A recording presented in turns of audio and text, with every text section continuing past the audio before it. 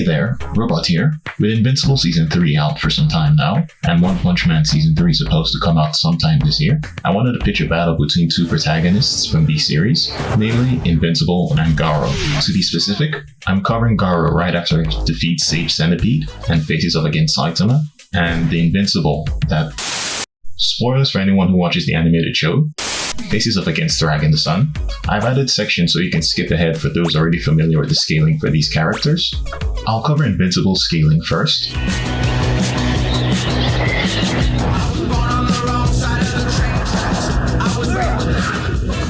His power set is pretty basic, the standard Superman-esque powers, super strength. And his strength, and we checked this wasn't a mistake, 138%. Super speed, flight, etc. Can't sleep. He largely wins most of his fights by just scrapping and brawling. Now, how strong you think he hits and can take a hit depends. There's a number of levels people have scaled him to. You roughly have three major categories. The first is Universal, based off Omni-Man's crossovers with Supreme, who has some ludicrous feats. An Invincible variant mentioning he defeated Spawn, and taking Omnipotence to be Universal. These all have some assumptions which I don't think make much sense and are largely inconsistent with the rest of the series. The second one is Star Level, based on the infamous Solar Disc scaling.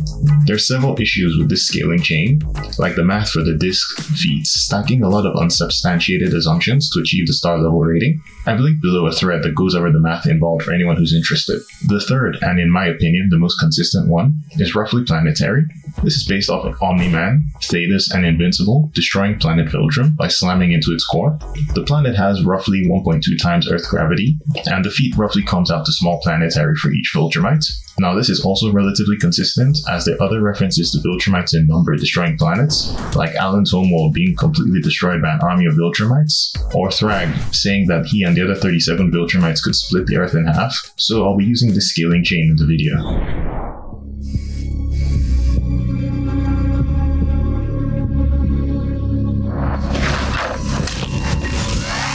This one's also pretty straightforward. Invincible and other Viltrumites are capable of traversing interstellar distances in weeks.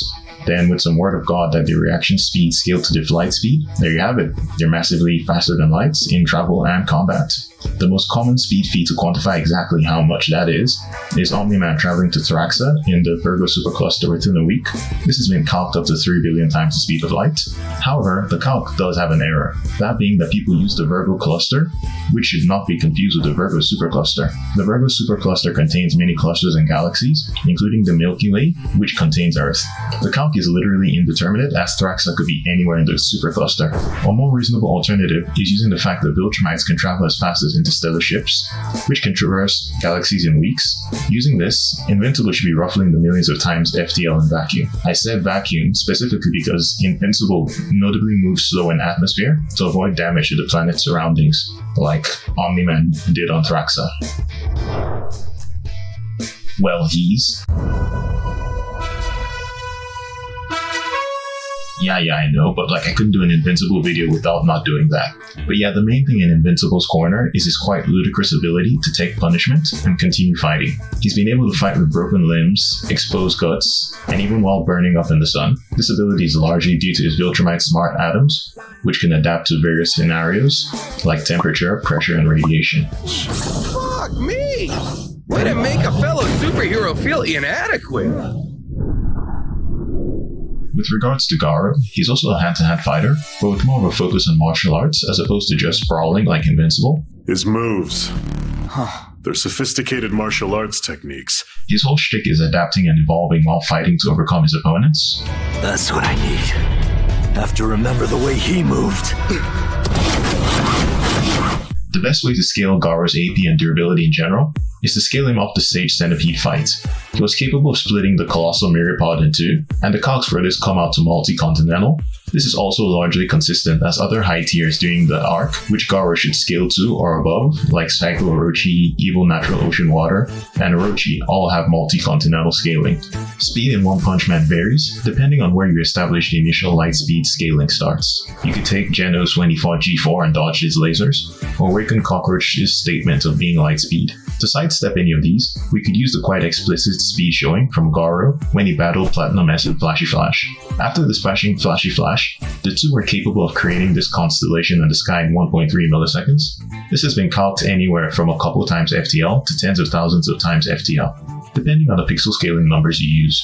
I'll use the higher end of this calc because of the sizable number of characters with near blitzes above the previous, leading up to Flashy Flash. To elaborate, Genos, who should have had his light speed scaling by the time he faced Sonic, got overwhelmed when Sonic started using his speed mirages. The same Sonic was later outsped by Hellfire and Gale, both of whom Flashy Flash was able to outspeed in their encounter. Considering Garou goes on to blitz Platinum S, who already surpassed Flashy Flash in speed, it makes sense to use the higher ends of this calc, as a couple times FTL seems a bit too low for the lower end. Garou's martial arts skills are a large part of his arsenal. He's mastered multiple skills from his opponents, and added those skills to his own repertoire. He has many martial arts, like the Water Stream Rock Smashing Fist, which can repel the attacks of opponents, nullify them, or redirect them with twice the power, the Whirlwind Iron Cutting Fist, which creates razor-sharp whirlwinds to cut opponents, the Exploding Heart Release Fist, which allows Garou to surpass his body's limits, the Fajin, which attacks the internal organs of his opponents, and the Monster Calamity Godslayer Fist, which is a combination of all his mastered techniques. However, these pale in comparison to Garou's main trump card, being his evolutionary adaptation mid-battle.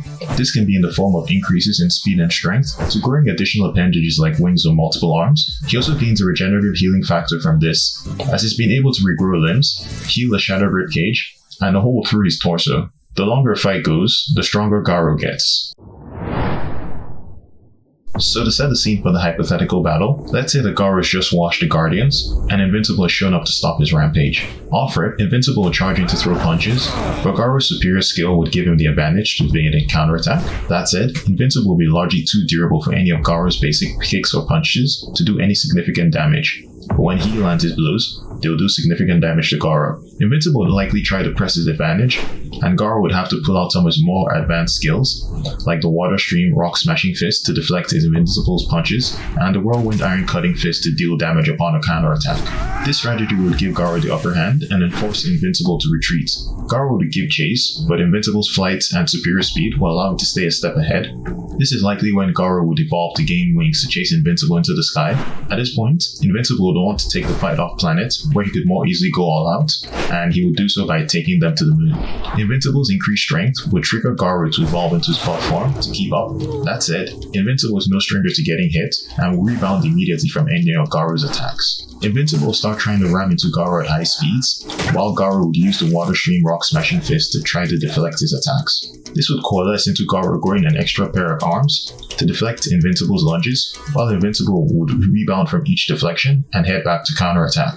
Eventually, Invincible's speed would get him the breakthrough, and the sheer power of his attack would break through Garou's monster shell. Garou would counterattack with a Fajin while Invincible is in close, and the shockwave transmitted through Invincible's body would harm his sensitive inner ears. This would leave Garou with a caved-in chest, facing off against Invincible reeling from having his ears blown out. From here, I'd say that Garou would be more likely to go on and get the win. Invincible throughout the entire bout would have had the edge in speed and power, but Garou's skills and adaptive abilities would help him slightly close the gap throughout the fight. Invincible can certainly persist for a long stretch of time in a fight, and if it comes down to just a battle of attrition, I think he'd win. But there's something that gives Garou an edge. This specifically would be the Fajin technique.